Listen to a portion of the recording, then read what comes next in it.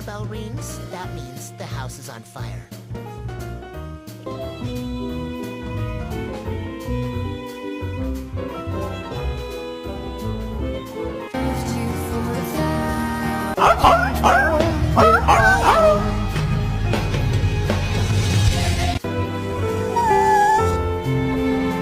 Can I please take a nap?